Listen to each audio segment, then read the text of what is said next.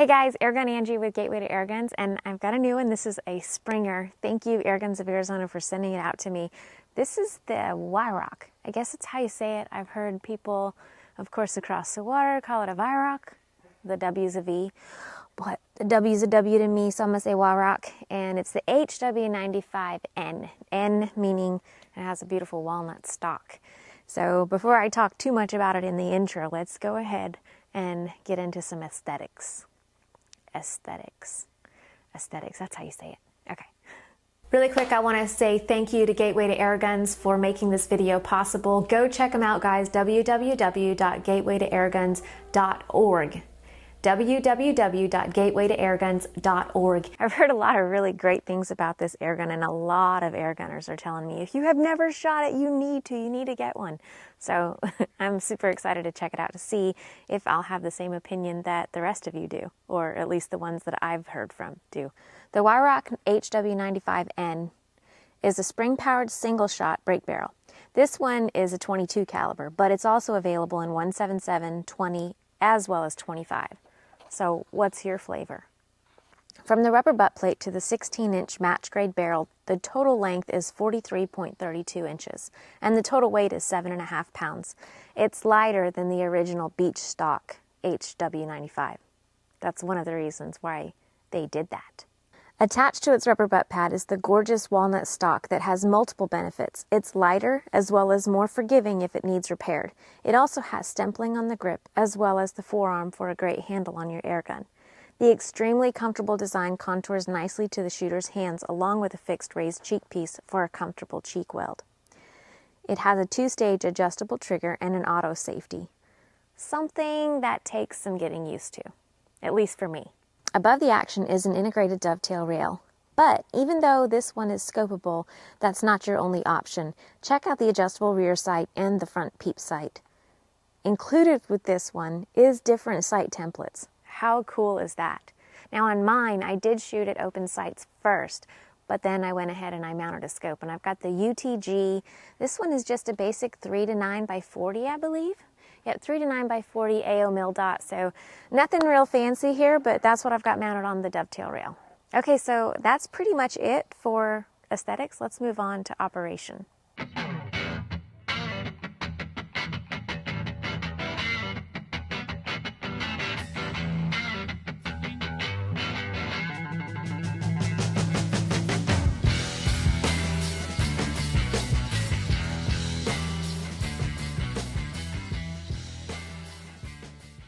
Okay, so guys, first what I did off camera was I tested pellets. So I tested it at 10 yards and I got 4 different, actually, we'll say 5. The first shot card is going to show 4 because the pellets that Airguns of Arizona tested in this were the hobbies, which is usually what I use for max velocity testing and not necessarily accuracy. Sometimes I get a little curious, and I did, with the hobbies, and I want to see if they actually shoot well out of the gun that they're producing such great velocity out of.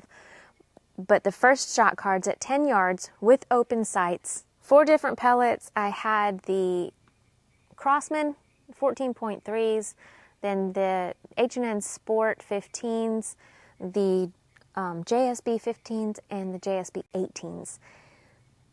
And the first one and the last one, open sights, did the best. And I'm blaming this shot card all on me, because once I put a scope on it at the same distance, 10 yards, it was pretty hard to pick a favorite. I also tested out the hobbies on this shot card, and they did pretty good too. Remember, this is only at 10 yards. We've got another test to do, and that one's at 25. So let's go ahead and move on to that and check it out. So at 25 yards, with the scope, of course, I tested the pellets again in the same order. The Crossmans, then the H&N Sports, then both of the JSBs, lightest to heaviest. So the favorites out of that were the 15.89s, the JSB 15.89s. That they shot an absolute beautiful group. The other ones didn't do bad, but the 15.89s did beautifully. So those are the ones I'm going to be using for the rest of my testing. So now we have the favorite pellet. Let's find out what kind of trigger pull we have on this. Now this gun is super finesse. The cocking on it is smooth. You could sit here all day and shoot this gun. The trigger, oh yeah, the trigger is very nice. I did accidentally pull it a couple times because, yeah, I didn't mean to. It just happened. But I like triggers like that in most cases. We'll add that little clause in there. Most cases I like triggers like that. For trigger pull, I got 1 pound 7.7 ounces and 1 pound 4.8 ounces. So under a 2 pound trigger, and it is adjustable. So it already is very nice to me. I would leave it right where it is. Maybe adjust it down just a little bit, but it is very nice trigger where it's at. Cocking is smooth, trigger is smooth. The automatic safety is something for me to get used to, which it didn't really take me too long to get used to that. What about velocity? Now, when I do my pre-grip, I usually check and make sure that the gun is accurate and there's nothing wrong with it and it's producing plenty of velocity.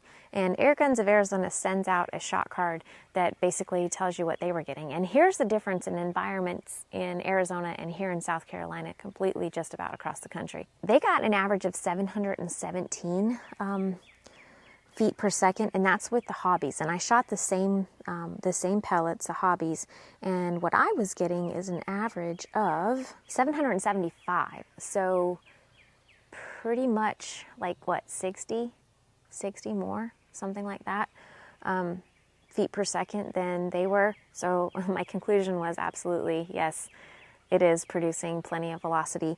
And the max velocity with the hobbies was 780 feet per second, and that's 16 foot-pounds. As far as consistency, because it's a Springer, we don't do full to empty with Springers, so what I do is a 10-shot count and see how consistent the velocity is across 10 shots. And with that, I got an average of 648, but shot 1 was 653, shot 5, 653, shot 10, 648. And you guys can see the variances right there. The extreme spread was 10, and the standard deviation was 3, so definitely a consistent Springer. I'm impressed in a lot of ways with this one. Next up, what about backyard friendliness? Is this backyard friendly? I set up my dB meter reading and dB meter reader, yep, that's it. I set that up, and at the muzzle I got 82.6 and 84.2, and then about 10 yards away, because this was at 25 yards, about 10 yards away I got nearly the same, 84.7 and 82.5. So I would say yes, absolutely, it is a backyard friendly air rifle. Okay, so my very last 2 tests, I did an offhand test in this one because it's a little less detailed than a PCP is, so Springers most of the time are pretty simple when it comes to doing a demo video of them, so I wanted to do an offhand just for the heck of it and see how many times out of, I think I shot 5 times, I could hit the center bowl on the Airguns of Arizona quadrant target. And I think I did pretty good. What do y'all think? Ooh, close.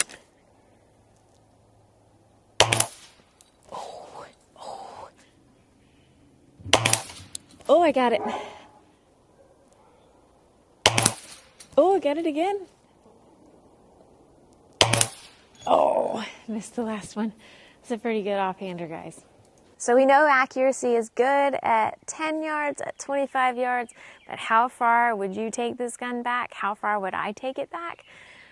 I did some research and they said it was a 50-yard gun. I wasn't going to shoot it at 50 yards, but they said it was, so I went ahead and I took it back. We're back here at this table where I was shooting it at 50 yards, and yeah, absolutely. Now, while you guys were watching me on camera, it didn't do as great as I did off camera, but check out the on-camera results and then I'll show you my off-camera group. Now, the off-camera testing, I shot one group holding it, just letting it rest on my hand on the bag without gripping the forearm. And the group was really loose. So then I switched up to the next group, which is absolutely beautiful, and I'll show you in just a minute, to a tight hold on the forearm. And wow, it did much better. So I decided I should do all my testing with a tight hold. All right, so as far as 50-yard accuracy, oh yeah, for a Springer, that is absolutely beautiful. Gorgeous groups on camera, but look at this off-camera group. I shoot better when y'all aren't watching me. I need to quit that, right? I need to shoot just as good when you guys are watching me. But this off-camera group is gorgeous, and I will be shooting this guy a lot more to kind of nail down that consistency if possible. It's possible, right? Of course it is. So guys, the WEIHRAUCH HW95, it's been a pleasure. It's been an absolute joy to get out here and run it through the tests and kind of do a little product demo for you guys. Thank you guys so much for your support. Thank you, Airguns of Arizona. If you guys want to take part in supporting the GTA and Airgun Web, be sure to stop over at patreon.com or Airgun Army and join the Officers Club. It's like $5 a month, where that helps us to be able to continue what we're doing and be able to accumulate extra products, extra equipment, to have more things to show you guys how they operate, how they function, their cons, their pros, all that kind of stuff. So if you guys want to help support the GTA and Airgun Web, please check out those two sites. You can become a Patreon, or you can become an officer at Airgun Army. And the thing about Airgun Army, it's super sweet. It's like a social media platform, but it's just airguns. So if you're a true airgunner, you love talking airguns with other airgunners, go join the Officers Club, go check out Airgun Army, and be a part of what GTA and Airgun Web are doing. Thank y'all. I guess that's going to be it for now. I'm going to ask him if I can hang on to this a little bit longer, because I'm not done with it yet. I'm Airgun Angie with Gateway to Airguns. Y'all don't just have a good day. Have an awesome one. See ya.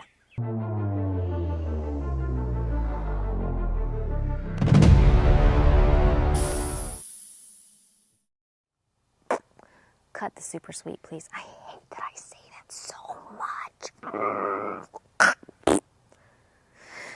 Anyways.